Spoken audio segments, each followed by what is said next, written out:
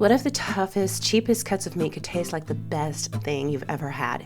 Today I'm opening this mystery pack of beef that I found on a budget, and I'm figuring out what to do with it. So come along with me as I turn it into something simple, filling, and very special. And halfway through, I'm going to share 10 ways that you can stretch cheap cuts and make them taste incredible. And towards the latter half of this video, I'll have an additional 10 recipe ideas for you to try. Recently, I found a really good deal on beef. I've been looking and waiting for beef to go on sale in our area, and it finally did. These are trim meat specials. So I'm not sure exactly what we have here, but it is beef. I think it's similar to round steak or trimmed pieces. And I got this for, I think it was $4.64 a pound. So mega deal. And I'm trying to think of all of the different things that I could make with this to make this stretch. I want to make a month's worth of meals out of this beef. This is 12 pounds of beef, almost 13 pounds of beef. And I'm thinking if I'm smart, I can make this stretch for my whole family for meals for a whole month.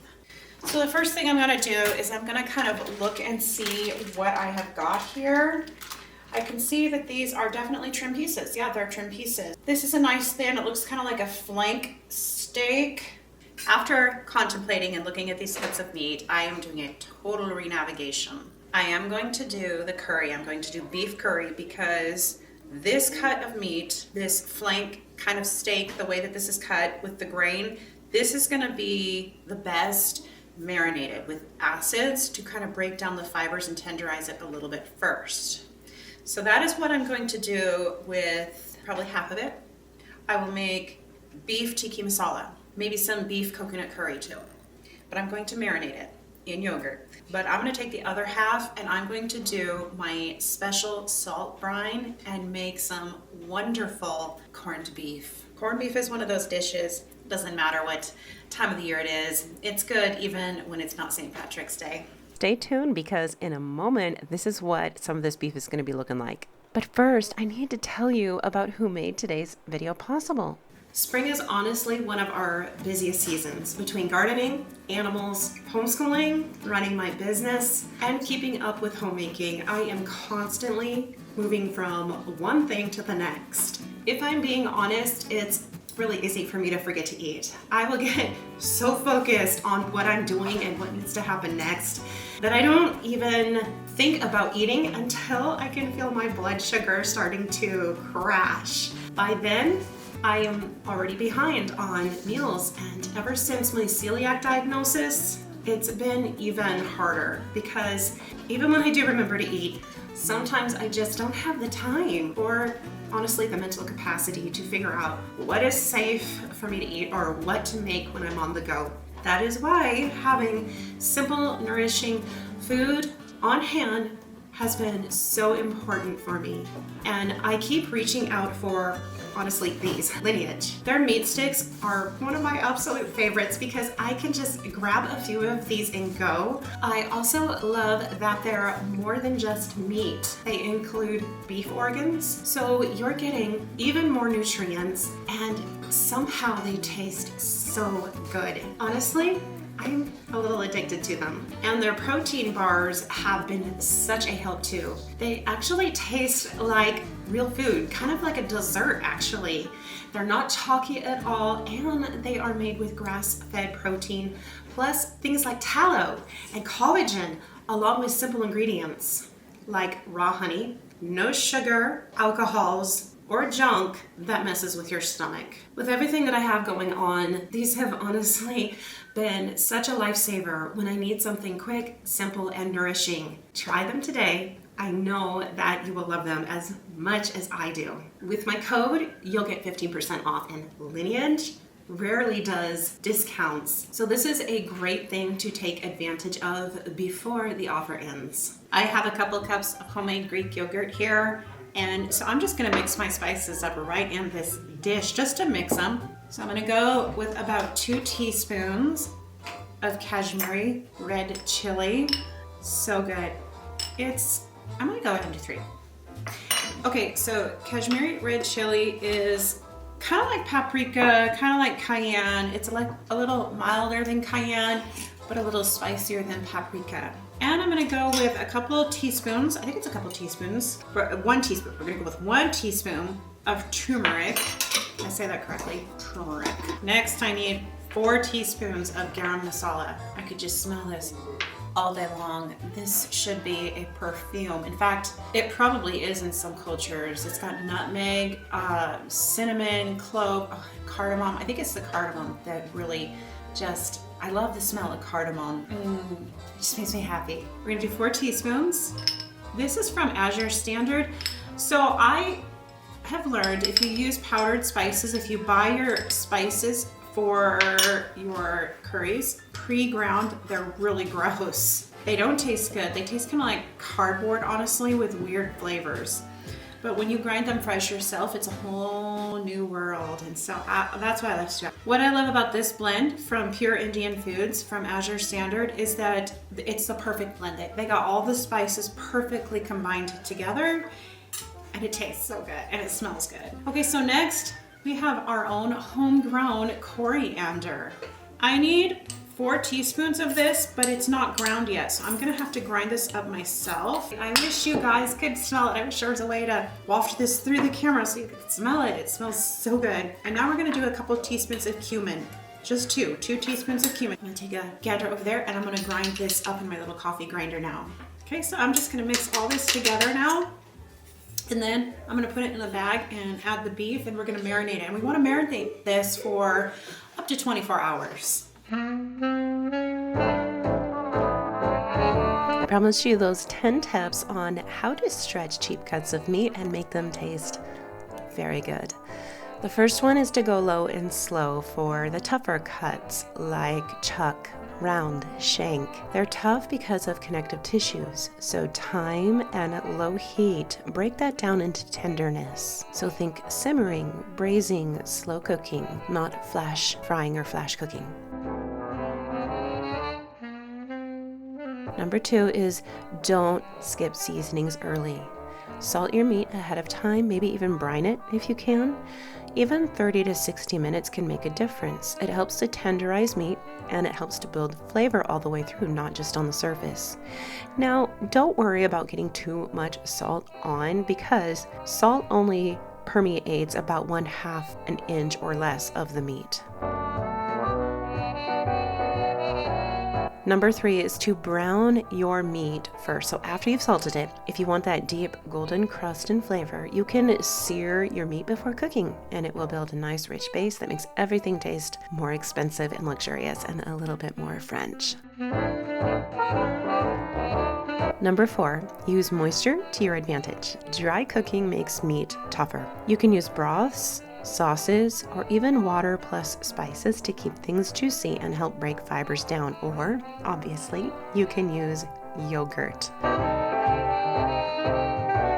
Number 5, when you go to cut your meat, slice it against the grain. So this is a huge thing that is often missed. If you shred it, it might not be quite as tender, but if you cut across the muscle fibers, it will make even a chewy meat feel a bit more tender.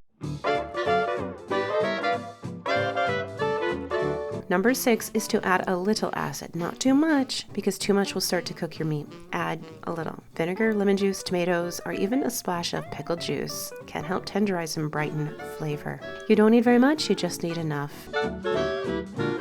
Number 7 is to stretch with fillers, but do it the smart way. So mix meat into dishes instead of serving it as like the main portion of the meal. So think rice bowls, soups and stews, pasta, tacos. One thing that we do with tacos is we will mix in rice that has been cooked with some taco seasoning so the rice is flavored, and we will also mix in beans. But you know what else you can mix in? You can mix in grated zucchini, you can mix in grated carrots. It adds nutrition and nobody knows it's there.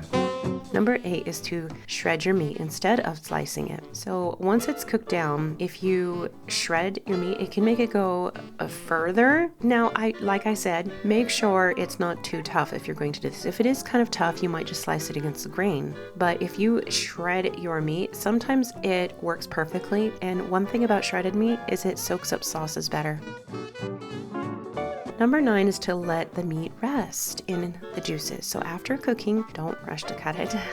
If you rush to cut it, all those juices that keep it moist are gonna just flood out of it. So you wanna let the meat sit in its broth or sauce for a while so that it keeps absorbing flavor and stays moist. Number 10 is to build your flavor around the meat. Cheap meat shines when the whole dish is flavorful.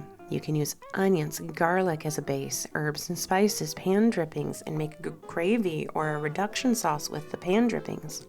Think create a full dish, but not just relying on meat to carry it. I'm very excited. I have 2 bags, not 1, but 2. So this is gonna make enough for 2 meals. I think I'll put this one in the freezer. And it's gonna be one of those dishes that saves me on a weeknight. Gives us a nice fancy weeknight meal without all the fancy work. And this one is going to go in the refrigerator for us for tomorrow. So I'm looking at my recipe right now. I actually recorded a whole video making corned beef last year for St. Patrick's Day. So what I'm going to do is I'm going to link back to that video so you can watch all of the ins and outs and details of how to make your corned beef brisket. But what I will tell you in this video is my plans for the corned beef brisket. So this is going to be a lot of beef. It's almost 7 pounds of beef. It's going to make a few briskets. Again, these look like briskets. They're more like a flank steak, so similar to a brisket.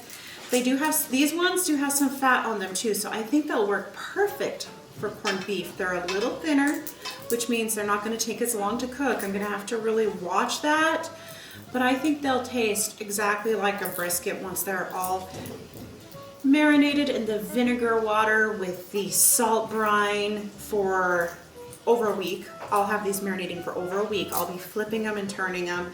But what I'll tell you right now is my plans. So here's my plans. We're going to, of course, have a nice big corned beef dinner, but there's going to be leftover corned beef.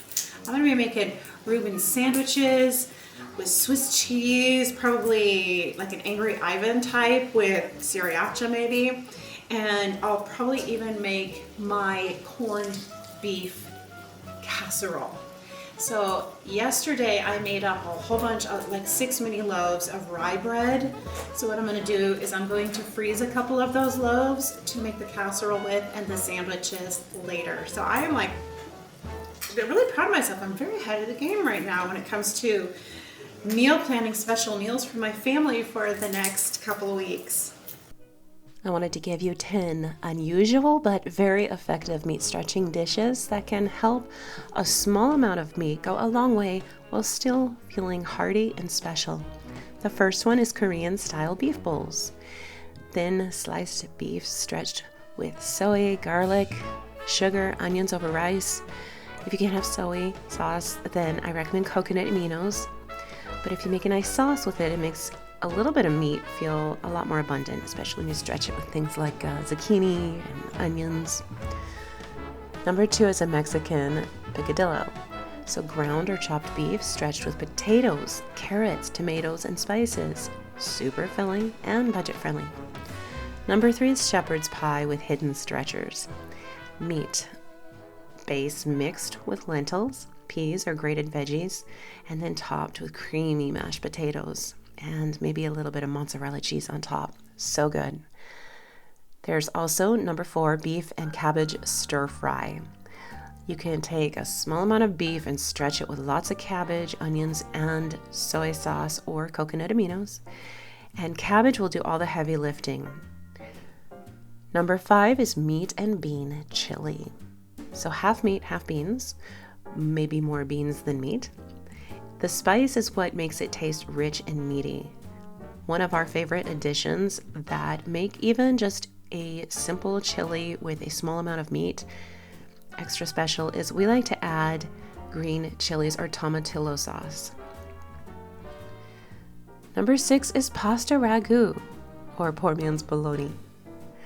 Just a little bit of ground beef simmered for a long time with tomatoes, onions, and carrots.